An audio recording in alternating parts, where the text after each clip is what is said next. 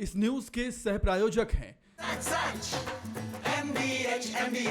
कड़क पत्ती चाय, सही दाम, लाल राजा इसका नाम, पियो शान से। रूप मंत्रा आयुर्वेदिक फेस वॉश, ये कोई कॉस्मेटिक नहीं, आयुर्वेदिक औषधि है। पाल्को मेडिकल सेंटर, नया रायपुर, छत्तीसगढ़, कैंसर मुक्त समाज बनाने की ओर कार्यरत। NHMMI Narayana super speciality hospital, Lalpur Dhamtari road, Raipur, Chhattisgarh. KIMS super speciality hospital, Bilaspur. Shri Shankaracharya institute, Raipur. Contact number 8878444000 9522219177। इस बुलेटिन के स्पेशल पार्टनर मधुकुंज अगरबत्ती।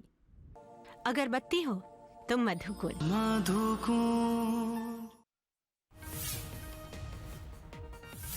इंदौर पहुंचे केंद्रीय परिवहन मंत्री नितिन गडकरी। 9,577 करोड़ की राष्ट्रीय राजमार्ग परियोजना की देंगे सौगात। रतलाम के जावरा में 8 लेन एक्सप्रेस वे का किया निरीक्षण। कैलाश विजयवर्गीय नहीं लड़ेंगे राज्यसभा चुनाव। अटकलों पर बोले विजयवर्गीय, जब भी मुझे जाना होगा चुनाव लड़कर ही जाऊंगा। संसद राज्यसभा की खाली हुई सीट से भेजे जाने के लगाए जा रहे थे कयास। मध्य प्रदेश में अब स्व सहायता समूह की महिलाएं चलाएंगी राशन की दुकान। सीएम शिवराज सिंह ने किया ऐलान। महिला स्व सहायता समूह के सदस्यों से भी किया संवाद।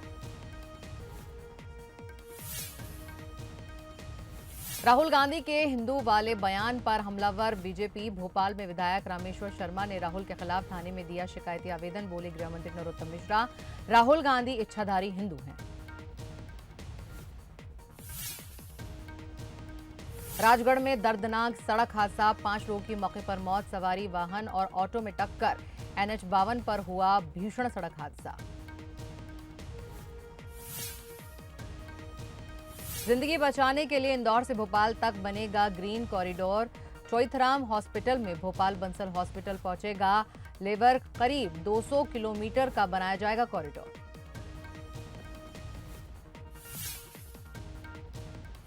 और विराट कोहली छोड़ेंगे T20 वर्ल्ड कप की कप्तानी। ट्वीट कर दी जानकारी। कहा, टेस्ट और वनडे पर फोकस करना चाहता हूं।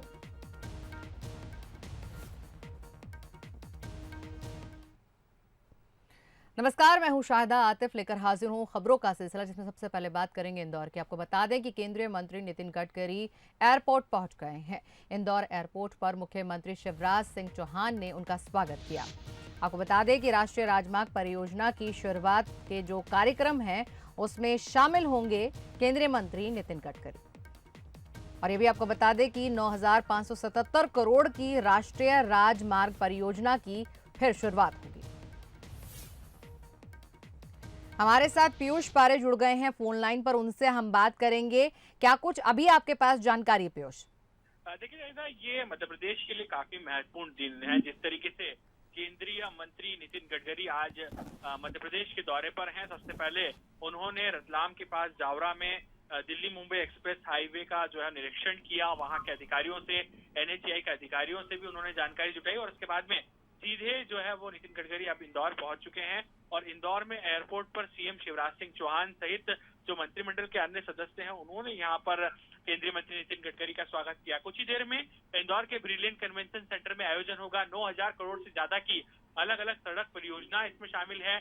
साथ ही अगर हम लोग बात करें तो अलग अलग क्षेत्रों में यहाँ पर केंद्रीय मंत्री आज मध्य प्रदेश को कई बड़ी सौगात देंगे। लॉजिस्टिक हब की बात करें तो उसे लेकर भी आज एक MOU यहाँ पर MP गवर्नमेंट से साइन हो सकता है। तो कुल मिलाकर आज का दिन काफी महत्वपूर्ण है। और वर्चुअली यहाँ पर जो अलग अलग विभाग के केंद्रीय मंत्री हैं वो भी इस कार्यक्रम में वर्चुअली तौर पर जुड़ेंगे। तो कुल मिलाकर ये मध्य प्रदेश के लिए आने वाले दिनों में बड़ी सौगातों के रूप में कहीं न कहीं इन परियोजनाओं को देखा जा रहा है। और आज इन्हीं सौगातों को देने के लिए सीधे तौर पर केंद्रीय मंत्री नितिन गडकरी इंदौर पहुंचे हैं। जी शुक्रिया तमाम जानकारी देने के लिए। तो आपको बता दें कि इंदौर पहुंच चुके हैं केंद्रीय मंत्री नितिन गडकरी। एयरपोर्ट पर स्वागत करने के लिए खुद मुख्यमंत्री शिवराज सिंह चौहान पहुंचे। और ये भी आपको बता दें कि केंद्रीय मंत्री जो हैं राष्ट्रीय राजमार्ग परियोजना की शुरुआत के जो कार्यक्रम है उसमें शामिल होंगे।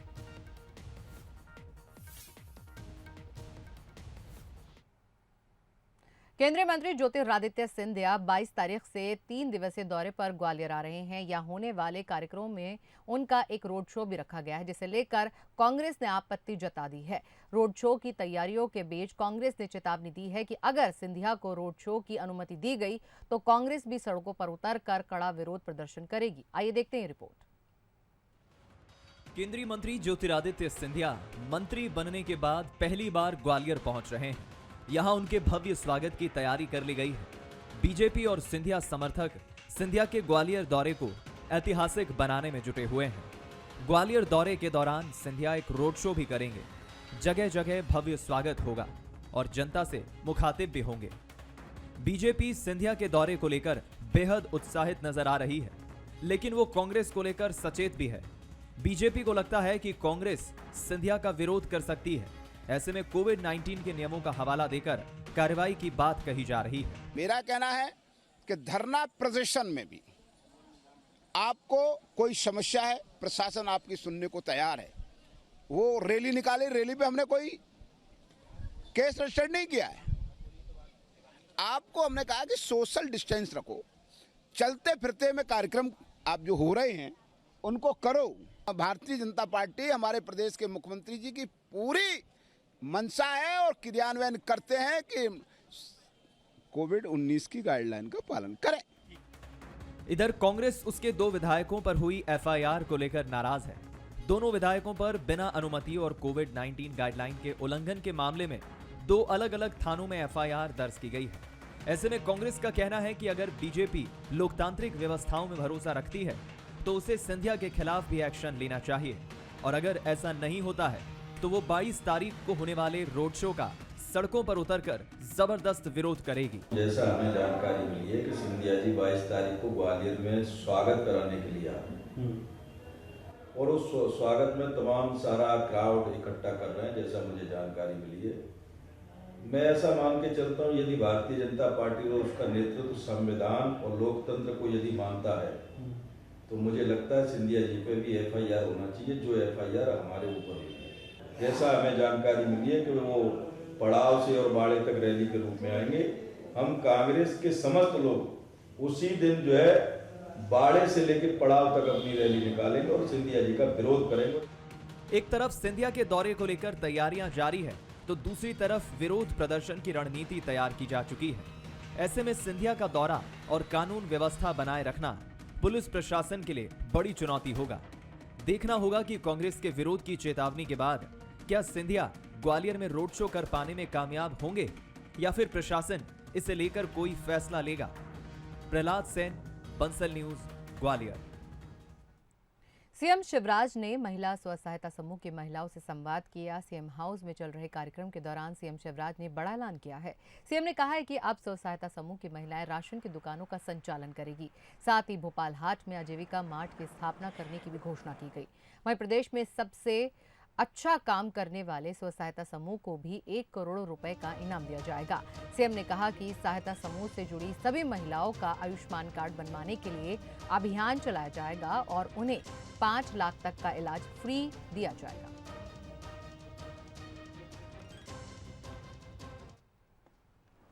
हमारा क्लस्टर लेवल फेडरेशन आजीविका और बहनों की आय के स्तर की वृद्धि के लिए सर्वश्रेष्ठ काम करेगा। उसको आर्थिक गतिविधियों के लिए 1 करोड़ रुपया अलग से देने का काम किया जाएगा। लेकिन उसके अतिरिक्त भोपाल में आजीविका मार्ट की स्थापना भी हम करेंगे। भोपाल हाट में सभी स्व सहायता समूह के सदस्यों के आयुष्मान कार्ड बनाए जाएंगे ताकि बीमारी की स्थिति में उनको निःशुल्क चिकित्सा मिल सके। और अलग अलग परियोजनाएं सिंगाड़ा मछली इत्यादि की और बनाई जाएगी और पीडीएस की भी कुछ दुकानों का संचालन स्व सहायता समूह के माध्यम से किया जाएगा। ऐसे अनेक फैसले किए हैं। पंचायत और ग्रामीण विकास मंत्री महेंद्र सिंह सिसोदिया ने कहा है कि महिला समूहों के प्रोडक्ट्स में बिचौलियों की जो भूमिका है उसे खत्म किया जाएगा। और क्या कुछ कहा उन्होंने, बात की हमारे संवाददाता आकाश शर्मा ने। महिलाओं को आत्मनिर्भर बनाने के लिए आज सीएम हाउस में एक कार्यक्रम किया गया जिसमें सीएम ने महिलाओं के लिए कई घोषणाएं की। इस पर बात करने के लिए ग्रामीण एवं पंचायत मंत्री महेंद्र सिंह सिसोदिया सर हमारे साथ हैं। सर, आज सीएम ने बड़ी घोषणाएं की हैं। राशन की दुकान स्व सहायता समूह की महिलाएं चलाएंगी, समूह जो अच्छा कार्य करेगा 1 करोड़ रुपए दिए जाएंगे। मुख्य जो उद्देश्य है आज के संवाद कार्यक्रम का और माननीय मुख्यमंत्री जी का जो सपना है कि हमारी महिलाएं अकेला चौका चूल्हा तक न सीमित रहें, आत्मनिर्भर बने, उनमें आत्मविश्वास पैदा हो और वो अपने गांव में ही बैठकर प्रोडक्ट्स को बनाएं और उसकी ब्रांडिंग, उसकी पैकेजिंग और उसकी मार्केटिंग बड़ी बड़ी कंपनी में हो सके।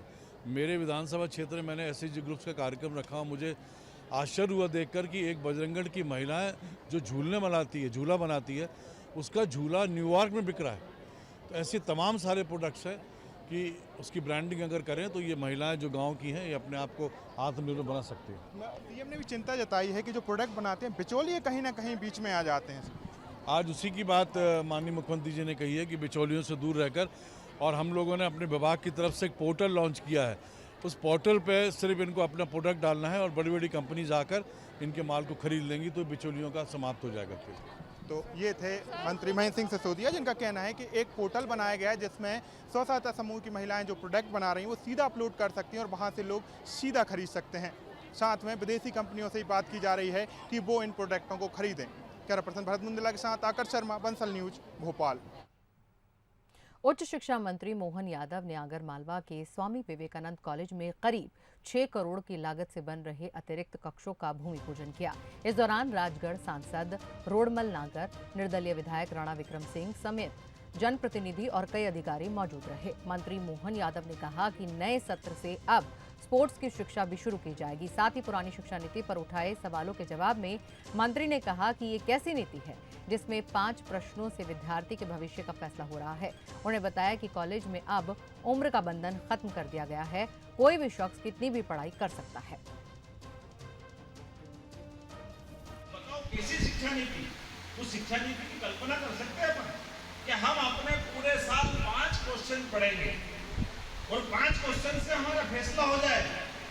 वो क्वेश्चन पढ़ने वाले जो पाठ्यक्रम है, उस पाठ्यक्रम में भारत का गर्व होने वाला कोई मुद्दा नहीं। प्रधानमंत्री नरेंद्र मोदी के जन्मदिन को भारतीय जनता पार्टी सेवा समर्पण सप्ताह के रूप में मनाएगी, जिसकी शुरुआत आज बीजेपी प्रदेश अध्यक्ष वीडी शर्मा ने आम जनता के घर हल्दी कुमकुम देकर अपील की कि सभी लोग प्रधानमंत्री मोदी के जन्मदिवस के मौके पर वैक्सीनेशन जरूर करवाएं। बंसल न्यूज संवाददाता अमित सोनी ने बीजेपी प्रदेश अध्यक्ष वीडी शर्मा और राकेश सिंह से खास बातचीत की। प्रधानमंत्री नरेंद्र मोदी का जन्मदिन को फिर एक बार इतिहास यादगार बनाने के लिए बीजेपी प्रदेश अध्यक्ष सड़कों पे हैं। जैसा कि इस बार जो थीम है कार्यक्रम की, जो प्रधानमंत्री मोदी का जन्मदिन है, उसको इस बार टीका का रूप दिया है कि सबसे ज़्यादा टीके का लक्ष्य लेकर चल रहे हैं कि सबसे ज़्यादा वैक्सीनेशन का काम किया जाएगा। जैसा आप देख सकते हैं प्रदेश अध्यक्ष वीडी शर्मा जो है डोर टू डोर पहुँचे हैं, या जो लोगों के घर पहुँचे हैं, अपील करने के लिए पहुँचे हैं प्रधानमंत्री मोदी के जन्म उत्सव के मौके पर जो है सबसे ज़्यादा वैक्सीनेशन का। आज हम वैक्सीनेशन का महाअभियान जो भारतीय जनता पार्टी माननीय प्रधानमंत्री नरेंद्र मोदी जी के सेवा समर्पण का जो सप्ताह हम उनके जन्मदिन पर मना रहे हैं, तो 71 लाख वैक्सीनेशन 7 दिन के अंदर करेंगे। उस आज लोगों को अपील करने के लिए आए कि वैक्सीनेशन कराएं और माननीय प्रधानमंत्री जी के जन्म दिवस पर 71 लाख जो वैक्सीनेशन होगा उसमें अपनी सहभागिता करें। कुछ और खास रहने वाला है पीएम मोदी के जन्म दिवस पर वैक्सीनेशन बहुत बड़ा अभियान है जो हमने तय किया। साथ में ही नमो उपवन है, बाकी अन्य प्रकार के अभियान भी माननीय प्रधानमंत्री जी के जन्म दिवस पर भारतीय जनता पार्टी कर रही है। प्रधानमंत्री नरेंद्र मोदी के जन्मदिवस पर जो तरह तरह के आयोजन है उसकी शुरुआत हो चुकी है। राकेश सिंह है हमारे साथ, सांसद राकेश सिंह है जबलपुर सांसद। सब क्या कुछ खास रहने वाला है? देखिए, देश की आज की सबसे बड़ी आवश्यकता है देशवासियों का वैक्सीनेशन।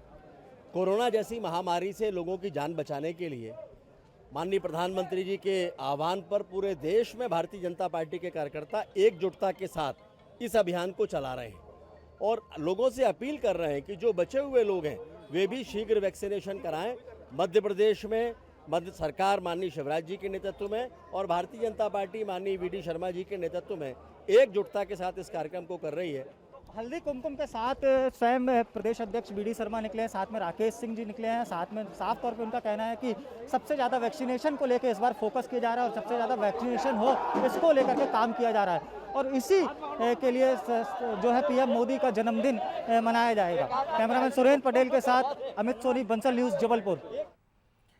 कैलाश विजयवर्गीय नहीं लड़ेंगे राज्यसभा चुनाव। आपको बता दें ये बड़ी खबर, क्योंकि इस तरह की अटकलें सामने आ रही थी कि राज्यसभा चुनाव जो है कैलाश विजयवर्गीय चेहरा बन सकते हैं। उसके लिए राज्यसभा चुनाव को लेकर कैलाश विजयवर्गीय का बयान सामने आया है और उन्होंने तमाम अटकलों पर स्टॉप लगा दिया है। राज्यसभा में जाने का मेरा कोई इरादा नहीं, ये कहना है कैलाश विजयवर्गीय का। और साथ ही उन्होंने कहा कि जब भी मुझे जाना होगा तो बाकायदा चुनाव लड़ूंगा, फिर संसद जाऊंगा। उन्होंने कहा कि नेतृत्व परिवर्तन के सवाल पर वो बोले कि परिवर्तन प्रकृति का नियम है। विजयवर्गीय को राज्यसभा भेजे जाने के जो कयास लगाए जा रहे थे उन्हीं पर ही उन्होंने जवाब दिया है। राज्यसभा की खाली हुई सीट से भेजे जाने के कई तरह के कयास लगाए जा रहे थे। बिल्कुल नहीं, मैं तो जब भी मुझे जाना होगा पार्लियामेंट तो लड़के जाऊंगा चुनाव। बिल्कुल नहीं, मैं तो जब भी मुझे जाना होगा पार्लियामेंट तो लड़के जाऊंगा चुनाव।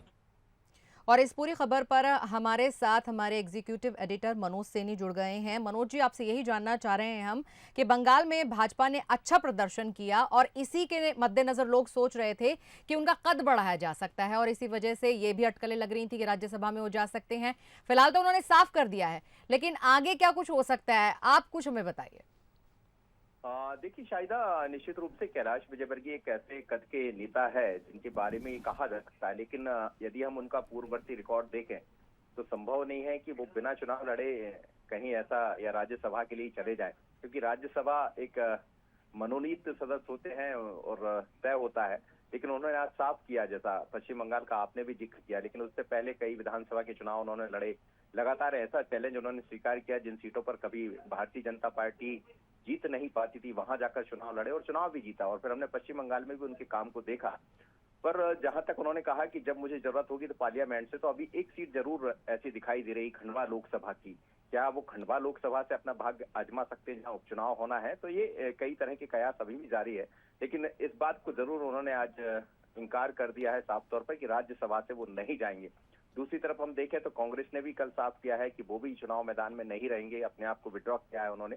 तो अब ये साफ हो चला है कि आखिर होगा कौन भारतीय जनता पार्टी से। चूंकि गहलोत साहब के पद खाली होने के बाद, उन्हें राज्यपाल बनाए जाने के बाद एक सीट खाली हुई है, 22 तारीख को चुनाव होना है, तो उससे पहले ये तय होगा कि आखिर राज्यसभा के लिए कौन मनोनीत होगा।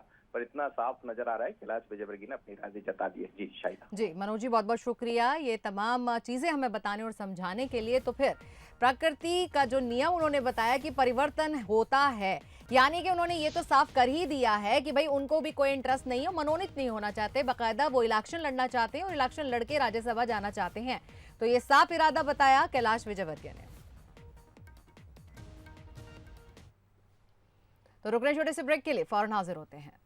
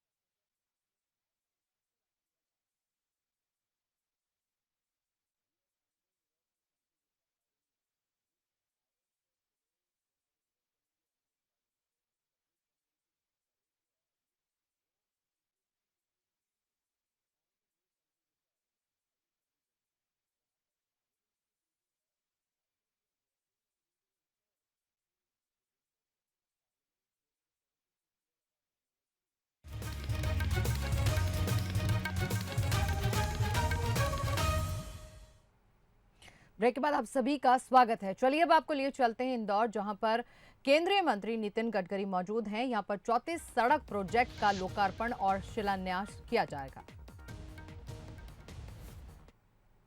तस्वीरें आप इस वक्त देख रहे हैं इंदौर की, और मंच पर साफ दिखाई दे रहे हैं सीएम शिवराज सिंह चौहान और बीच में हैं केंद्रीय मंत्री नितिन गडकरी। विकास के कीर्ति स्तंभ, हम सबके ऊर्जा के अक्षय स्रोत माननीय मुख्यमंत्री महोदय जी का स्वागत भी आप पौधा भेंट करके करें। स्वागत की इसी श्रृंखला के अगले पायदान पर आमंत्रित कर रही हूँ महानिदेशक सड़क विकास, सड़क परिवहन एवं राजमार्ग मंत्रालय श्रद्धेय आई.के. पांडे सर को कि वे आए और आज के कार्यक्रम के मुख्य अतिथि माननीय नितिन गडकरी जी का पौधा भेंट करके स्वागत करें।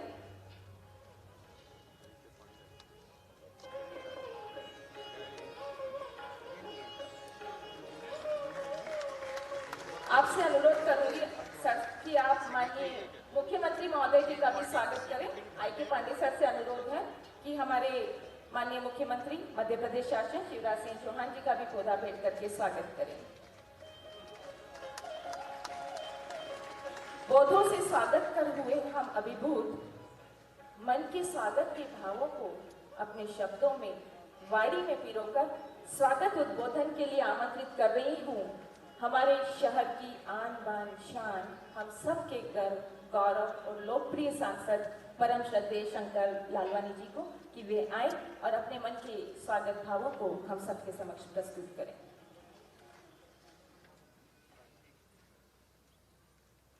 नमस्कार। मंच पर विराजमान हम सबके आदर के केंद्र केंद्रीय सड़क परिवहन मंत्री आदरणीय नितिन गडकरी जी का मैं इस मां अहिल्या की नगरी से स्वागत करता हूं, वंदन करता हूं, अभिनंदन करता हूं। हमारे मध्य प्रदेश के यशस्वी मुख्यमंत्री आदरणीय शिवराज सिंह चौहान जी का भी मैं इस मां अहिल्या की नगरी में स्वागत करता हूं, वंदन करता हूं, अभिनंदन करता हूं। मंच पर विराजमान आदरणीय ताई जी और ऑनलाइन पे जुड़े हुए हमारे सभी केंद्रीय मंत्री, मंच पर विराजमान हमारे प्रदेश सरकार के मंत्री, सभी का मैं इस मां अहिल्या की नगरी में स्वागत, वंदन, अभिनंदन करता हूं। ये मां अहिल्या की नगरी है और मां अहिल्या सुशासन की प्रतीक है और हमारी केंद्र की सरकार माननीय नरेंद्र मोदी जी के नेतृत्व में सुशासन के रूप में अनेकों काम किए हैं और ये आज इंदौर का सौभाग्य है कि माननीय प्रधानमंत्री जी के जन्मदिन की पूर्व संध्या पर इंदौर और मध्य प्रदेश को बहुत सारी सौगातें मिल रही है। मैं चाहता हूँ ताली बजा के माननीय प्रधानमंत्री जी का, नितिन गडकरी जी का, शिवराज सिंह जी का स्वागत करें। मैं जब भी माननीय नितिन गडकरी जी से मिलता हूँ कुछ न कुछ सीखता हूँ और अभी से नहीं, जब माननीय नितिन गडकरी जी पीडब्ल्यूडी मंत्री थे तब मुझे मौका मिला है, मैं नगर निगम में जनकार समिति का अध्यक्ष था और मुझे ध्यान है हमने उनसे निमंत्रण दिया था कि आप इंदौर आइए और इंदौर के विकास के लिए हमें मार्गदर्शन दीजिए। आपको याद हो उस समय उन्होंने हमें सुझाव दिया था कि आप डामर की सड़कों के बजाय कंक्रीट की सड़कें बनाइए और उस समय हमने बॉन्ड की सड़क, आप सब मालूम है अन्नपूर्णा रोड, एमजी रोड जो हाईकोर्ट के सामने, उस समय बॉन्ड की सड़कें बनाई थी कंक्रीट की और तब से लगातार उनका मार्गदर्शन मिलता रहा। कि मेरा सौभाग्य रहा कि जब वो राष्ट्रीय अध्यक्ष थे भारतीय जनता पार्टी के, तब मैं इंदौर भारतीय जनता पार्टी का अध्यक्ष रहा और अब जब भी मैं उनके बीच में जाता हूँ, इंदौर के लिए कुछ भी मांगने जाता हूँ, इंदौर के लिए कभी भी कुछ मांगा है तो कभी भी उन्होंने खाली हाथ नहीं लौटाया, इसलिए मैं इंदौर की ओर से आपका स्वागत करता हूँ, वंदन करता हूँ। जब केंद्र सरकार की नीति आई थी कि लॉजिस्टिक हब की बात करें तो उस समय ये संकल्प लिया था कि हम मध्य प्रदेश में और खास करके इंदौर में हम लॉजिस्टिक हब बनाएंगे और मुझे बताते हुए खुशी है कि जब मैंने माननीय मुख्यमंत्री जी से निवेदन किया कि हमें इंदौर में लॉजिस्टिक हब बनाना है और जब केंद्र की नीति थी कि अगर प्रदेश सरकार जमीन देती है तो हम केंद्र से लॉजिस्टिक हब बनाएंगे, मैं माननीय नितिन गडकरी जी से जब मिला था 3-4 माह पूर्व, उन्होंने बोला आप जमीन ढूंढिए, लॉजिस्टिक हब हम बनाएंगे। मैं उसी समय माननीय मुख्यमंत्री जी से मिला, उन्होंने कहा बिल्कुल इंदौर के लिए लॉजिस्टिक हब बनना चाहिए और माननीय मुख्यमंत्री जी ने जमीन की व्यवस्था की और आज एमओयू भी लॉजिस्टिक हब का इंदौर में हो रहा है जिसमें 800 करोड़ का इन्वेस्टमेंट होगा। और इंदौर में अपॉर्चुनिटी बहुत है लॉजिस्टिक हब की। 5 मिलियन स्क्वायर मीटर की आवश्यकता है आने वाले 5 सालों में लॉजिस्टिक हब की। हमारे बीच में माननीय कैलाश विजयवर्गीय जी हमारे बीच में, मैं चाहता हूं ताली बजा के भी उनका स्वागत किया जाए कैलाश विजयवर्गीय जी। तो लॉजिस्टिक हब की इंदौर में बहुत आवश्यकता है और इस आवश्यकता के अनुरूप आने वाले समय में और भी लॉजिस्टिक हब मिलेंगे। ताली बजा के कैलाश जी का स्वागत करें। और आज एमओयू भी लॉजिस्टिक हब का हो रहा है। हमने ज्यादा कनेक्टिविटी की बात की क्योंकि लॉजिस्टिक हब में कनेक्टिविटी की आवश्यकता है। आदरणीय ताई जी ने उस समय जो प्रोजेक्ट शुरू किए थे उसमें हमने और आगे बढ़ाया। और मैं जब माननीय नितिन गडकरी जी से मिला था, मैंने कहा इंदौर से हमको जयपुर की कनेक्टिविटी नहीं है, तो उन्होंने अधिकारी को बुलाया, बोले आपकी इंदौर से उज्जैन तक तो कनेक्टिविटी है, अब उज्जैन से झालावाड़ बाकी है। तो उन्होंने कहा उज्जैन से झालावाड़ हम बना देते हैं और झालावाड़ के बाद जयपुर है और जयपुर से आप दिल्ली सीधे रोड से जा सकते हैं। तो आज उसका भी शुभारंभ है, वो भी एक इंदौर को उपलब्धि मिल रही है। इंदौर से नागपुर काम चल ही रहा था लेकिन हमारे इंदौर से निमौर कुछ काम बाकी था, उन्होंने उसकी भी स्वीकृति दे दी। इंदौर अहमदाबाद नेशनल हाईवे बन चुका था लेकिन हमने देखा वो मछलिया घाट वर्षों से वैसा ही वैसा घाट है जहाँ पर कि बहुत सारे हमारे जो झाबुआ क्षेत्र है, पिछड़ा क्षेत्र है, वहां पर कनेक्टिविटी नहीं थी। उन्होंने उसका भी आज शुभारंभ कर, मछलिया घाट का भी आज निर्माण कार्य की शुभारंभ कर रहे हैं। और चलिए अब वक्त तो चला है न्यूज अवतार का। Madhu Kunj Agarbatti presents news of the hour. अगरबत्ती हो तो मधु कुंज।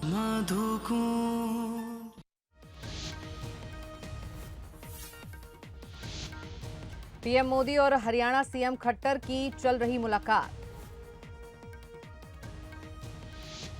विराट कोहली ने T20 कप्तानी छोड़ने का किया ऐलान। एमपी में स्व सहायता समूह की महिलाएं चलाएंगी राशन की दुकान। और इंदौर से भोपाल तक पहली बार बनेगा ग्रीन कॉरिडोर।